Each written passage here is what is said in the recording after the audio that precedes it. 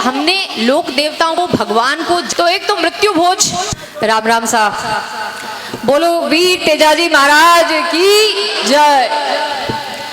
करनाल की इस पावन धरती पर आज हम सब एकत्रित हुए हैं और इस कार्यक्रम के मुख्य अतिथि आदरणीय चौटाला जी, मंच पर आसीन आदरणीय जाखड़ साहब, पूर्व सांसद महोदय, और पूरा सम्मानित मंच। समय कम है इसलिए मैं सबके नाम नहीं ले पाऊंगी।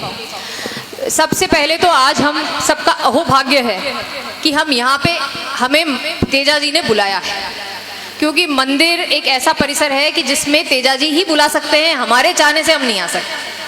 तो ये तो हम सबका अहोभाग्य है, इसके लिए हम ईश्वर की जो कृपा है उसको हम मानते हैं।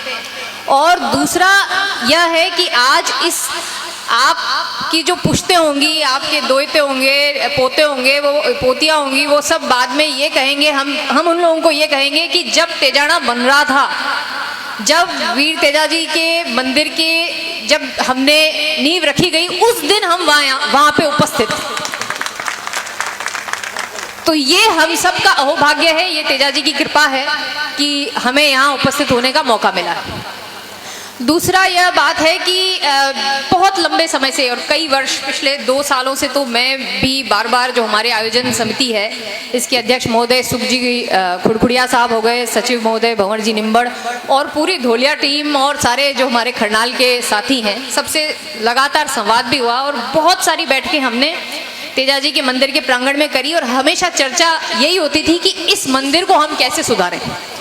और यह फिर ईश्वर की कृपा है कि यह जो पुनीत बीड़ा है, ये आदरणीय चौटाला जी ने लिया है, और इस में कोई दो राय नहीं कि यहाँ एक भव्य मंदिर बनेगा। और मंदिर ही नहीं, ये जो अभी मुझसे जस्ट पहले इन्होंने जो हमारे खोजा जी हैं, धनजी खोजा, मैंने ये सोचा था कि अपने जो उद्बोधन है उसमें मैं धनजी का नाम इसलिए लूँगी कि जब यहाँ पे कुछ भी नहीं था और सिर्फ 11 जो पेड़ हैं, वो शुरू में एक, ये बेसिकली लेक्चरर हैं, इन्होंने नागौर से आते अपनी गाड़ी में खुद ही पानी की व्यवस्था करते और 11 पेड़ लगाए। और आज मुझे बताते हुए प्रसन्नता है कि 450 से ज़्यादा पेड़ इस प्रांगण में है, और अगले वर्ष 5 साल बाद जब हम आएंगे तो हरा भरा यह प्रांगण मिलेगा।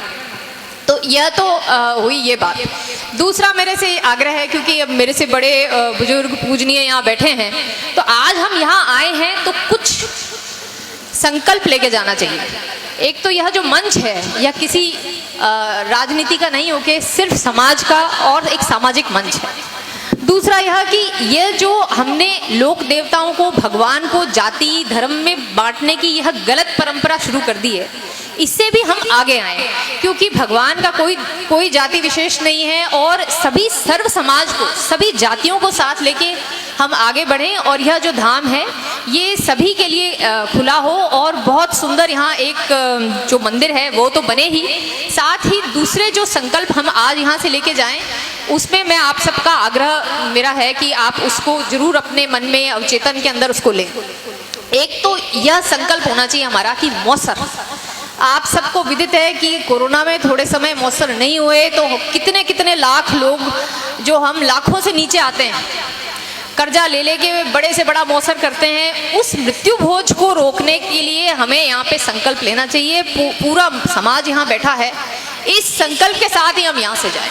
तो एक तो मृत्यु भोज की जो एक दिखावे में हम यह कर रहे हैं कि एक पशु भी मरने के बाद में भोजन नहीं करता है, पर यह हम मनुष्य होने के बाद में ऐसा कैसे कर सकते हैं कि जिस परिवार में मृत्यु हुई है वहाँ पे हम खीर पूड़ी खाने के लिए पहुँच जाएं।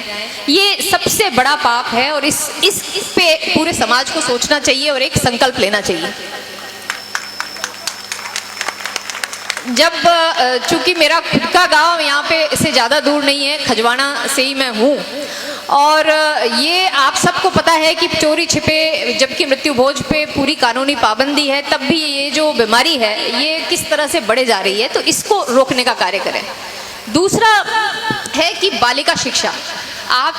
आज मैं अगर यहाँ आप सबसे बात कर रही हूँ तो पीछे इसके कारण सिर्फ शिक्षा है, तो शिक्षा का मौका अपनी बच्चियों को जरूर जरूर जरूर दें।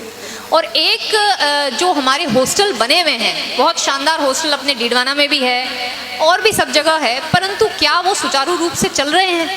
क्या जो ज़रूरतमंद बच्चे हैं वे उसको उसका उपयोग कर पा रहे हैं, ये भी एक सोच का विषय है। और मुझे विश्वास है कि यह जो मंच है इस पे जरूर सोचेगा और इन समाज के हॉस्टल्स में हम प्रयास करेंगे कि ये हॉस्टल भी ढंग से चलें। अधिक समय नहीं लेते हुए मैं आखिर में ये कहना चाहूँगी, और ये तो मेरा पूरा आग्रह है जिस पे मुझे विश्वास है कि सुखजी खुड़खुड़िया अध्यक्ष महोदय ने भी हाँ करी है, कि अगली आखा तीज से हर वर्ष यहाँ पे इस भूमि से पवित्र कोई भूमि नहीं है और आखा तीज से बढ़िया कोई सावा नहीं है। तो हर वर्ष आखा तीज पर यहाँ पर हम सामूहिक विवाह सम्मेलन करेंगे।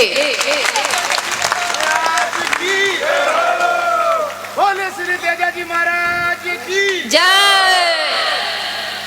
तो अब अपने परिवारों में जो जो शादियां होनी हैं, अब सावा भी हमें पता है, आखा तीज कहाँ होगी ये भी पता है, इससे पुण्य कोई स्थल नहीं है। तो इस कार्य को जरूर हम सब मिलकर करेंगे, मुझे पूरा विश्वास है। आप सब बड़ी संख्या में यहाँ पधारे, उसके लिए बहुत बहुत धन्यवाद, और मुझे सुना बहुत बहुत धन्यवाद। राम राम साहब।